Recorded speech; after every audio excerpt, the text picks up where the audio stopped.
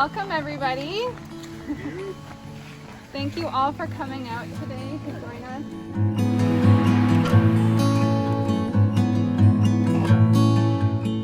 A myriad kindly ministers,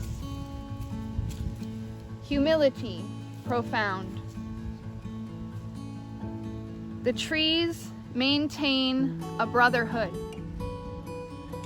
The earth exhales a prayer. Each bough a precious ointment pours in balm upon the air. The ferns a tender refuge grant to vagrant rolling cones. The forest monarch woos the birds to share his royal throne.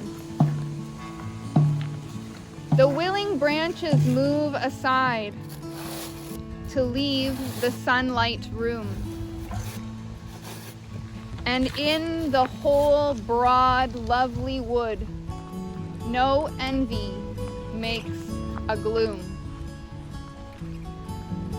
Come out and learn of Pine Grove lore, how sweet it is to give. What perfect rule for happiness to live and help to live.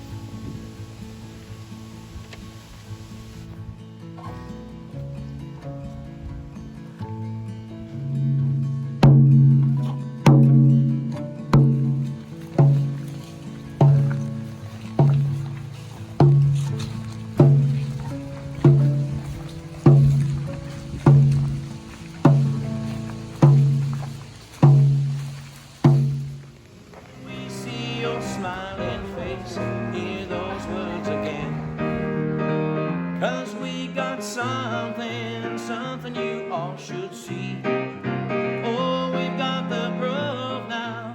Let's now save the trees. Our little something sitting right next to me. Our little something sitting right next to me. Our beautiful blessing sitting right next to me. Right next to me. That was a beautiful walk. Thank you for sharing the space with the trees and with our committee today. We now have 3,000 signatures on our online petition and have over 500 signatures on our petition. That's Start Talking Again. So over 3,500 signatures on our petition. This is amazing. We have loads of local businesses displaying posters, pamphlets, and selling our buttons for donations, which is awesome. We've also had coverage, media coverage from 6 different outlets of our campaign, which is tremendous, and we're very thankful. We've had lots of people in the community sharing letters, so writing letters to Kavanagh, to Galilee, to Owen-Lacombe, to the different municipal governments to express how we feel about any potential land use change on the Galilee property that borders the beautiful grove we just walked through. Kavanagh extended their due diligence by 30 days, and that I feel like had something to do with all the letters that they were receiving. We've had some students at the high school start a club within the high school, so we now have a youth group forming as an advocacy committee within the school.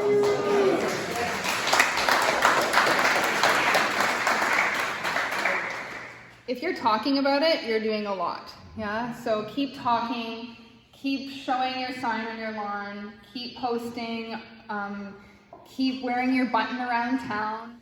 So I'd also like to share some what's next steps. We need to continue to send those letters as much as we can. to the parties that are involved.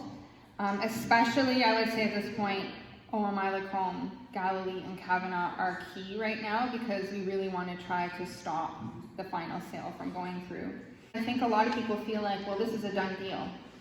It is not a done deal.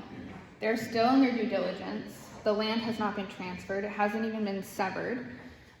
So we can stop this from moving forward.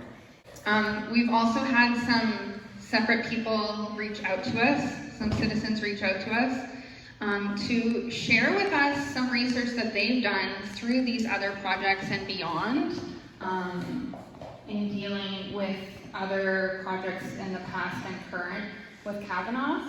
And we have been handed a list of, a very large list of environmental convictions that this company has received. So I think it's really imperative, knowing that this company seems to choose environmentally sensitive locations to initiate projects. It's really imperative that we work as hard as we can to stop this deal from going through. Let's extend the due diligence as many times as we need to until they say this isn't worth it for us. Because this grove and this land is way too important to sacrifice to a company that's not going to be good stewards, clearly, of the land. Okay, so we don't want this deal to go through.